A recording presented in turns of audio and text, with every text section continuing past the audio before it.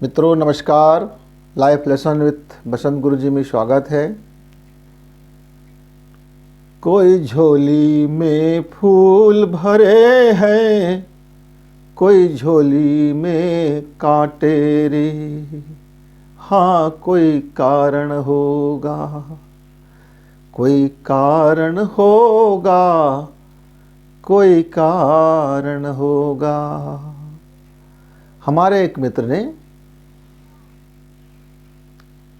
अपनी व्यथा कहा है कि हम सुख की तलाश में जीवन भटकते रहे। हमने कितने बार सुख का अभ्यास किया, बताए हुए वेद शास्त्र का, पुराणों का और हमारे महान ऋषियों मनुष्यों के द्वारा या आधुनिक जो हमारे विज्ञान दाताओं के द्वारा, हमारे भौतिक शास्त्रियों डॉक्टर के द्वारा हमने बहुत अभ्यास किया, पर मेरा ये सुख जो है छूट ही जाता है। यह एक ज़िंदगी का ऐसा गठरी है मित्र कि इसका चारों कोर आप जब भी बांधना चाहोगे तो कोई न कोई एक कोर छूट ही जाएगा। क्योंकि ये इसलिए छूट जाता है कि ज़िंदगी की गठरी को यदि आप पूरा बांध लोगे तो फिर ज़िंदगी वही ठहर सा जाएगा। ज़िंदगी इसी छोर को बांधने और खोलने का नाम ही है ज़िंदगी। जब कभी हम एक छोर को बांधने जाते हैं, सुख के छोर को, तो कोई ना कोई दुख का छोर छूट जाता है, या कोई हम खुशी के छोर को बांधने जाते हैं तो फिर हमारा कोई ना कोई सुख का छोर छूट जाता है। यह तीन गांठें, हमेशा दो गांठें बंध जाती है और तीसरा और चौथा की गांठ बड़ी मुश्किल पड़ जाती है। हम सोचते हैं कि हर बार हम अपना गांठ पूरा बांध लेंगे और जीवन में सुख भी रहेंगे, खुश भी रहेंगे और पूर्णता से जीवन को हम जिएंगे। पूर्णता में हम अपनी संतोष, अपनी आनंद, अपना सब कुछ देखते रहते हैं। ये पूर्णता क्या है? पूर्णता ये है कि सुख सुविधा हो, हमारे पास संसाधन हो, मान हो, सम्मान हो, लोग हमारी प्रतिष्ठा करें, हमारे पास ऐशो आराम की कोई चीज़ें कम ना पड़े, या प्रकृति हमें कोई दुख ना दे, या प्रकृति मेरे कहे अनुसार बादल बरस जाए, मेरे कहे अनुसार फसल हो जाए, मेरे कहे अनुसार व्यापार व्यवसाय में लाभ हो जाए, मेरे कहे अनुसार, यानी कि हम किस में देखते हैं अपनी ज़िंदगी की पूर्णता, कहाँ खोजते हैं अपनी ज़िंदगी का सुख? मेरे कहने के अनुसार, मेरे कहे अनुसार, मेरी इच्छा अनुसार, मेरी मनोकामना पूर्ण होती चली जाए। और आपको करना क्या है? नहीं, मुझे कुछ करना ना पड़े, मैं अपना हाथ पर ऐसे धरे बैठे रहूँगा, मैं आप 24 घंटे आराम में रहूँगा, आराम तलबी में रहूँगा, आलस्य खोर रहूँगा, हरामीगिरी करता रहूँगा, और लेकिन मेरे झोले में हमेशा फूल मिलता रहे, कांटे नहीं भाई, कांटे से तौबा, कांटे ना मिले। मित्र, प्रकृति ने हमें कहा कि आपको यदि फूल चाहिए तो साथ में कांटे भी जरूरी है। कांटे क्या है? उस फूल की सुरक्षा है। कांटे आपका दुख का नाम नहीं है, कांटे उसकी सुरक्षा है। हमारा सुख की सुरक्षा हमारा दुख के कांटे ही करते रहते हैं। मित्र, आप जब ये कहते हैं कि सुख, तो सुख की आप अभ्यास करते हैं, कभी मन के तल पर जीवन जी करके, कभी भौतिकता के तल पर जीवन जी करके, कभी अपने परिवार वालों को कहते हैं कि हमको, मेरे परिवार ये नहीं है, मेरे परिवार वो नहीं है, मेरे परिवार इतना अच्छा नहीं है, मेरा परिवार बुरा है। यानी बात तो वही हो गया, मेरी माँ उल्टा है, पड़ोस की माँ बड़ी अच्छी है, मेरी बीवी उल्टा है और पड़ोस की बीवी बड़ी सुंदर है, मेरी बेटी हमारी बात नहीं मानता, पड़ोस की बेटी देखो ना कितना अच्छा है, मेरा बेटा देखो ऐसा है और पड़ोस का बेटा कितना अच्छा है। हम तुलना में ज़िंदगी को अपने गड्ढमट करते रहते हैं और अपनी मनोकामना, अपनी तृष्णा और अपनी लोभ, अपनी आकांक्षा, अपनी महत्वाकांक्षा ऐसा रखते हैं कि उसके पीछे हम नाचते फिरते हैं। ठीक है मित्र, किसी के ज़िंदगी को बचपन से ही दुखों का सामना करना पड़ता है, किसी का शारीरिक अपंगता हो जाते हैं, दिव्यांग हो जाते हैं, कोई शरीर से कमज़ोर हो जाता है, और कोई शरीर से बहुत अच्छा है तो उसके घर परिवार में आर्थिक संपन्नता नहीं रहता, कोई गरीब हो जाता है, कोई गरीब रहता है। अलग अलग व्यक्ति अलग अलग गर्भ से जन्म लेता है और ये गर्भ का चयन भी आप ही करते हैं। आप करते हैं उस समय आपको यह ख्याल तो नहीं रहता होगा कि मैं अमीर घर पैदा हूँ कि गरीब घर पैदा हूँ। आप उस समय उस गर्भ की विशेषता, यानी उस जननी की विशेषता को प्रणाम करके आप गर्भ में धारण करते हैं। मित्र, आप गर्भ से बाहर आकर के आप जो गर्भ में आपने जो सोच करके गर्भ का चयन किया था उसे आप भूल ही जाते हैं।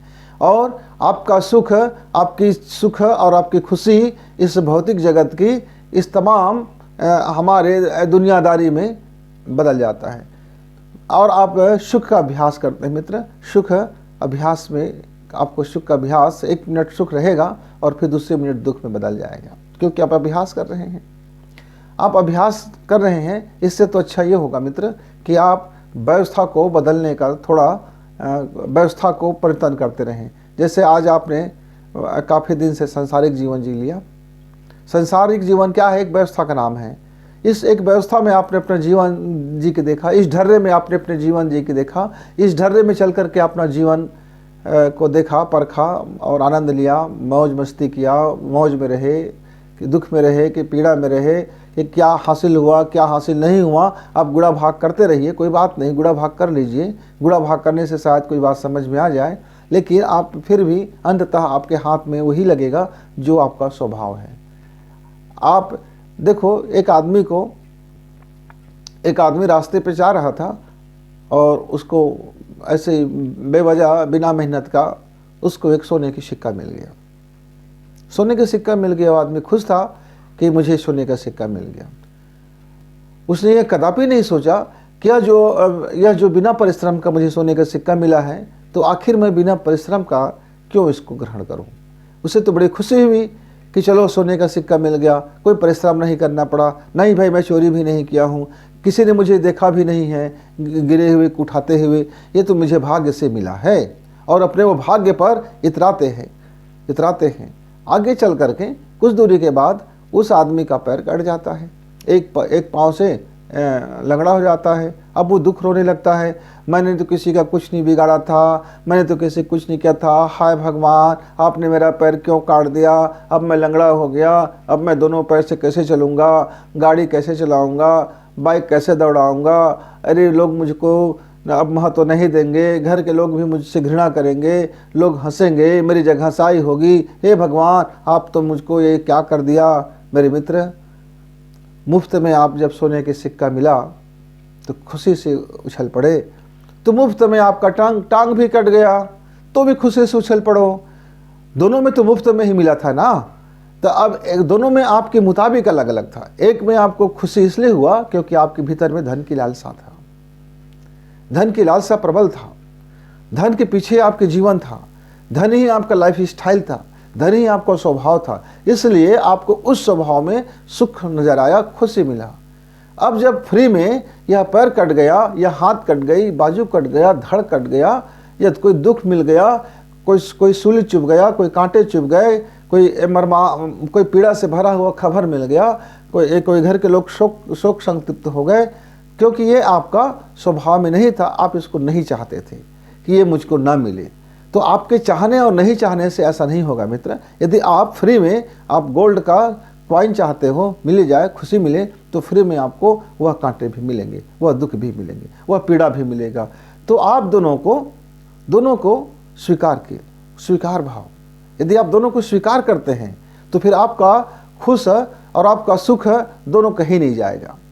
जो वर्तमान में है, यदि आप स्वीकार भाव में जीवन जीते हैं, अब स्वीकार भाव में आपका स्वभाव भी शामिल है, यह स्वीकार है, यदि स्वीकार है, यह स्वीकार आप हृदय से स्वीकार लेते हैं कि जो भी परिस्थितियां हैं उसे स्वीकार कर लिया जाए, वो स्वीकार ही है, तो फिर आपको गोल्ड का कॉइन मिलने में भी वह खुशी नहीं होता, बल्कि आप दुखित हो जाते कि मुझे फ्री में धन दौलत मिला है, न जाने इसके पीछे और कौन सा बड़ा कारण होगा, न जाने इसके पीछे ईश्वर का कौन सा दुख देने का प्लान होगा। तो फिर आपका खुशी भी उतनी बड़ी नहीं होता, और उस समय आपको जब कोई कांटा मिल गया, दुख मिल गया, तो वह पीड़ा भी आपको उतना भयानक नहीं महसूस होता, क्योंकि तब आप समझ गए होते कि एक जगह मुझे फ्री में गोल्ड मिला था, तो एक जगह मुझे फ्री में यह तकलीफ मिल गया। स्वीकार भाव यह आपके जीवन में शामिल हो जाए मित्र, यह स्वीकार भाव यदि शामिल हो जाए, इस स्वभाव में आप टिक जाओ, तो यही आपका सुख है। परिस्थितियां सुख और दुख नहीं देता, परिस्थितियां तो सिर्फ हमें हमारे जो आदतें हैं, हमारी जो सोच है, हमारी जो जीवन की शैली है, वह उसको ग्रहण करता है कि परिस्थितियां हमारे लिए कौन सा अवसर देता है। एक व्यक्ति को दुख में पीड़ा दिखाई देता है, एक व्यक्ति को उस दुख में प्रभु का सिमरन करने का अवसर दिखाई देता है, एक व्यक्ति को सुख में प्रभु की कृपा दिखाई देता है। तो एक व्यक्ति को सुख में वह अपना पुरुषार्थ दिखाई देता है कि मैंने ये किया तो मुझको ये मिला, मैंने ये ऐसा प्लान किया, मैंने ये इतना धन दौलत कमाया, मेरी बिजनेस ऐसे चला, मैंने लोगों को ऐसा उल्लू बनाया, मैंने लोगों को ऐसा बेवकूफ़ बनाया, मैंने इतना छल किया, फिर भी देखो मेरे साथ बड़ा अच्छा हो रहा है, मैं बड़ा कामयाब व्यक्ति हूँ, मैं कितने लोगों को धोखा देते रहता हूँ, आहा मज़ा आ जाता है, और देखो मैं धन धन से संपन्न हो गया। और एक व्यक्ति को यदि उसका व्यापार में लाभ दिखाई देता है तो भगवान की, ईश्वर की शुक्रिया कहता है कि मैं तो अपना वही परिश्रम किया था, ईश्वर ही आप ही बड़े दयालु हो कि आपने कम परिश्रम में मुझे इतना धन दौलत दे दिया।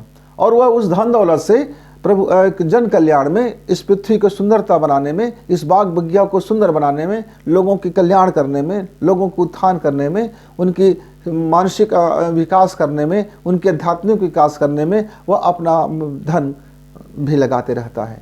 एक व्यक्ति धन कमाता है, उस धन से मौज मस्ती करता है, वेश्या घर जाता है, शराब के लत पड़ते हैं, नशा के आदी होते हैं, और न जाने क्या क्या वो अपने जीवन में उसको शामिल कर लेते हैं, और वह डूब जाते हैं उस स्वभाव में डूब करके उसे उस समय सुख मिलते रहता है।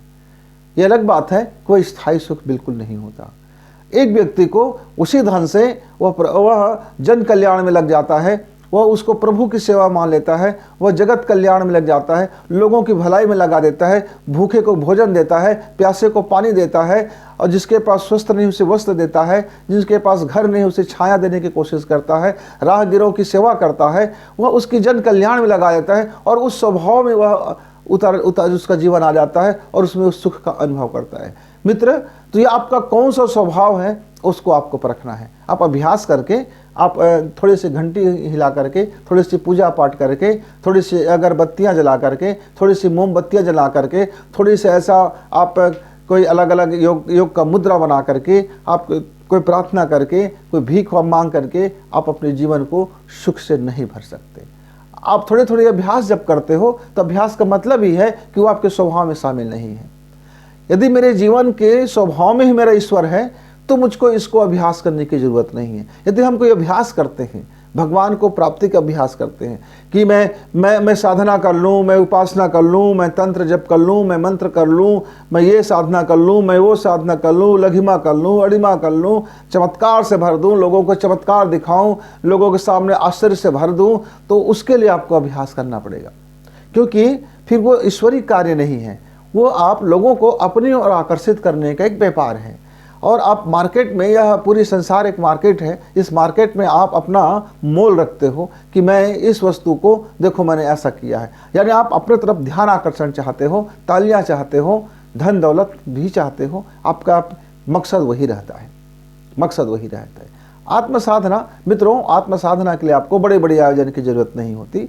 आपकी आत्म साधना के लिए बस एक प्रतीक कर लो, एक प्रतीक के सामने आप अपना जीवन को मूल्यांकन करो। एक मूल्यांकन जैसे आपका प्रतीक हो सकता है कि जैसे मैं अपने दीपक जलाता हूँ और दीपक में मैं अपना प्रतीक ढूंढता हूँ तो मुझे आत्म साधना के लिए एक अवसर मिलता है।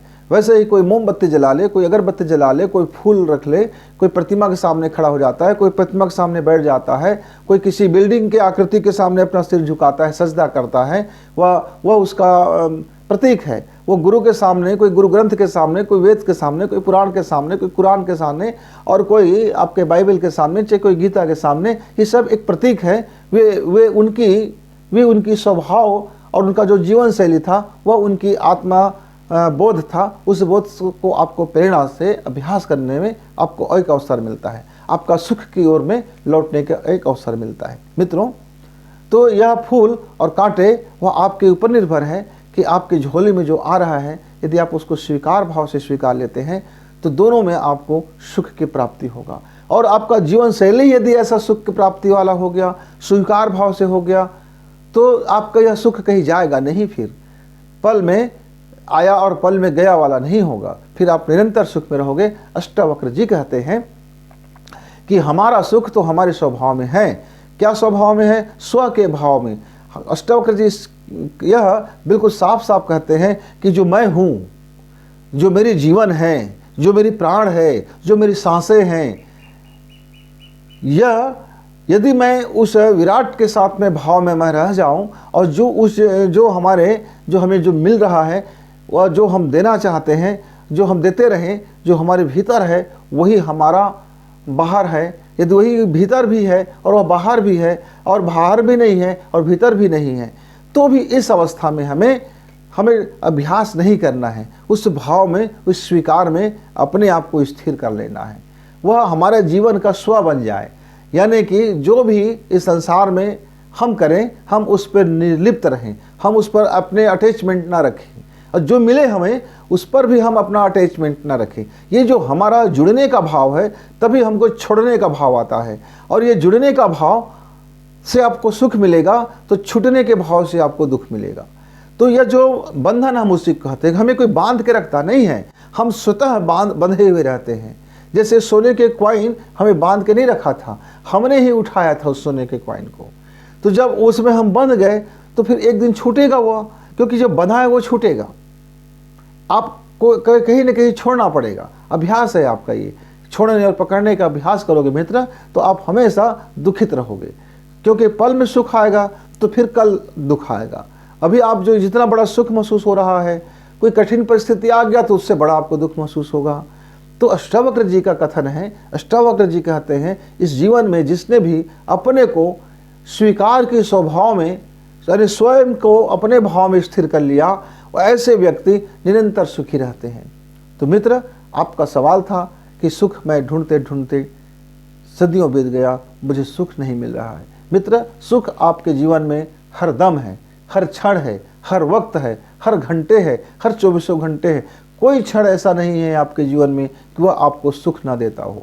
बस ये है कि आपका दृष्टिकोण क्या है, बस देखना यह है कि आपकी आदतें क्या हैं, बस देखना यह है कि आपकी किस विचारधारा में आप अपनी ज़िंदगी को जीते रहते हो। आपकी सांसें कौन सी विचार को लेकर चलता है, आपकी सांसें कौन से विवेक दृष्टि को लेकर चलता है, आपकी सांसें कौन से बुद्धि के तल पर जीवन जीता है, आपकी सांसें कौन से मन के तल पर जीवन जीता है, आपकी सांसें का का अपना भाव क्या है।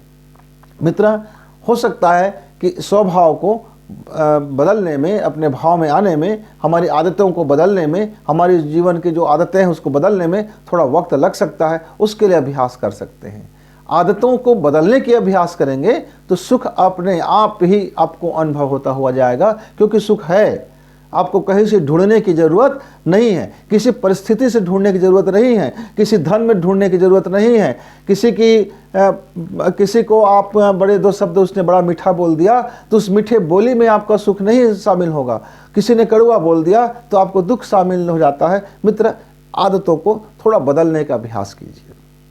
जैसे जैसे आपकी आदतें बदलता हुआ जाएगा, आपकी आदतें स्वयं के भाव में स्थिर होता जाएगा। जैसे जैसे आप स्वयं को देखते जाओगे, आपका भीतर का दिया जैसे जैसे प्रकाशमय होता जाएगा, आप भीतर के संसार को, अपने आदतों को, अपनी सांसों को, अपने जीवन शैली को आप स्व के भाव में स्थिर करने की कोशिश करें। मित्र, यह धीरे धीरे जो आपकी अभ्यास वर्क है, यह अभ्यास आपको सुख तो नहीं देगा, पर यह अभ्यास आपको उस सुख की झलक देगा। यदि आप अपनी आदतों को बदल लेंगे, अपने स्वीकार को पूरी तरह से स्वीकार लेंगे, तो फिर उसी क्षण से आपका जीवन हर क्षण आपको सुखमय हो जाएगा, खुशीमय होगा, और ईश्वर के प्रति आप धन्यवाद से भरते जाएंगे। और जितना जितना धन्यवाद से आप भरेंगे, उतने ही मात्रा में आपके जीवन में सुखी और खुशी दोनों साथ साथ आपको मिलता हुआ जाएगा। वह झोली में जो आपका फूल है वह भी आपको उतना ही सुख से भरेगा, उतना ही खुशी देगा। वह झोली में जो कांटे आ रहा है वह भी आपको उतना ही खुशी से भरेगा, उतना ही सुख आपको देगा, क्योंकि आप जान गए कि मेरे जीवन में जो संचित दुष्कर्म थे वह कांटे के रूप में बाहर आ रहा है। अब मैं निर्मल होते जा रहा हूँ, क्योंकि वह कांटा या जो दुख है वह भी आपके लिए सुख का कारण बन सकता है। यदि आप समझ जाओ कि जो कांटे हैं या जो दुख है मेरे उस खजाने से कम हो रहा है जिसमें मैंने कई तरह से संचित कर्म को कर रखा था। और यदि आपको कोई फूल मिल गया तो भी आपको खुश होने की ज़रूरत नहीं है, आपको थोड़ा चिंतन करने की ज़रूरत होगा कि अरे मेरे तो वह भाग्य का जो शानदार चीज़ था बस ये बाहर आ गया, और कहीं मेरा भाग्य का रिता ना हो जाए, तो मुझे अपना सत्कर्म करते रहना चाहिए। मित्रों, यह दृष्टिकोण यह दृष्टिकोण आपके स्वभाव में यदि शामिल हो जाए मित्र, स्व के भाव को स्थिर कर लो मित्र, तो आपका वही सुख है। इसी कामना के साथ कि आप अपने स्वभाव में जीवन को स्थिर करेंगे, अपना स्व के भाव में अपने आप को स्थिर करेंगे, अपने स्व के भाव में जीवन को जिएंगे, अपने स्व के भाव में इस संसार के साथ व्यवहार करेंगे, अपने स्व के भाव से ही इस संसार को एक विवेक दृष्टि से देखेंगे। मित्रों, दृष्टिकोण के बदलते ही आपका संसार बदल जाएगा। विचारों का बड़ी श्रृंखला है और विचार हमारे बहुत बड़े पावरफुल होते हैं। इस विचार में, इस दृष्टिकोण में अपना विवेक और अपने स्वभाव दो को शामिल कर लीजिए, फिर जिंदगी कहेंगी वाह मौज में है, और धन्यवाद से आप भरेंगे और यह धन्यवाद आपके जीवन में और सुकून का पल लाता हुआ जाएगा। मित्र, अपने वाणी को विराम देते हुए नमस्कार, फिर मिलेंगे।